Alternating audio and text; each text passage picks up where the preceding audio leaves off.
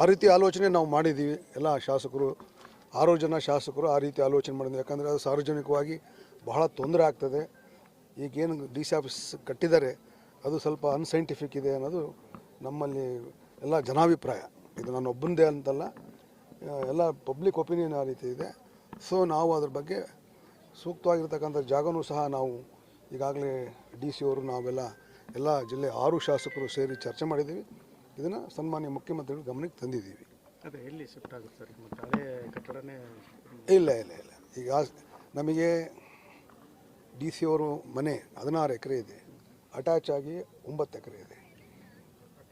Attach ಆಗಿ ಅವೆಲ್ಲ ಅದನ್ನು ಕರೆಕ್ಟಾಗಿ ಸೂಕ್ತವಾಗಿ ಪ್ಲ್ಯಾನ್ ಮಾಡಿ ಅದನ್ನು ನಿರ್ಣಯ ಶೀಘ್ರದಲ್ಲಿ ತೊಗೊತೀವಿ. ಈ ಕಟ್ಟಿರೋ ಕಟ್ಟಡ ಏನು ಮಾಡ್ತೀವಿ?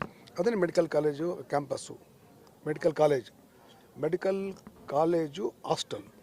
ಈಗ ಹಾಸ್ಪಿಟಲ್ ಮಾತ್ರ ಇಲ್ಲೇ ಎಲ್ಲಿ ಕಟ್ತಾ ಇದ್ದೀವಿ ಅದನ್ನು ಅಲ್ಲಿ ರಿಟೈನ್ ಮಾಡಿಕೊಂಡು ಹಾಸ್ಪಿಟ್ಲ್ ಇಲ್ಲೇ ಇಟ್ಕೊಂಡು ಸಾರ್ವಜನಿಕರಿಗೆ ಅನುಕೂಲ ಆಗೋ ರೀತಿಯಲ್ಲಿ ಇಲ್ಲೇ ಇರಲಿ ಅಂತ ಭಾವನೆ.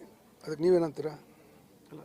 ನೀವೇನು ಹೇಳ್ತೀರಪ್ಪ? ಡಿಸ್ಟ್ರಿಕ್ಟ್ ಹಾಸ್ಪಿಟಲ್ ಆವರಣದ ಒಳಗಡೆ ಆಲ್ರೆಡಿ ಕಟ್ಟಡ ನಿರ್ಮಾಣ ಆಗ್ತಿದಾವಲ್ಲ, ಏನು ನಿರ್ಮಾಣ ಆಗ್ತದೋ ಅದನ್ನೆಲ್ಲ ಬಳಸ್ಕೊತೀವಿ. ಅದನ್ನು ಎಲ್ಲ ನಾವು ಆಲೋಚನೆ ಮಾಡಿ ಸರ್. ಇದು ಸ್ಟ್ರಕ್ಚರ್ ಹಾಸ್ಪಿಟ್ಲಿಗೂ ಮತ್ತು ಇದಕ್ಕಾಗಲ್ಲ ಸರ್. ಇದು ಅಡ್ಮಿನಿಸ್ಟ್ರೇಷನ್ ಸ್ಟ್ರಕ್ಚರ್ ಮಾಡ್ಕೊಂಡಿರ್ತೀರಿ ಬಿಲ್ಡಿಂಗ್.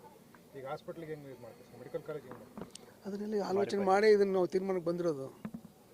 ಎಲ್ಲದನ್ನು ಕೂಡ ಈಗ ನಾವು ಉನ್ನತ ಮೆಡಿಕಲ್ ಎಜುಕೇಷನ್ ಹತ್ರ ಒಂದು ಅವ್ರು ಸಂಬಂಧಪಟ್ಟಂಥ ಅಧಿಕಾರಿಗಳನ್ನ ಜೊತೆ ಈ ವಾರ ಚರ್ಚೆ ಮಾಡ್ತೀವಿ. ಸರ್ ರಸಗೊಬ್ಬರದ ಆ ಥರ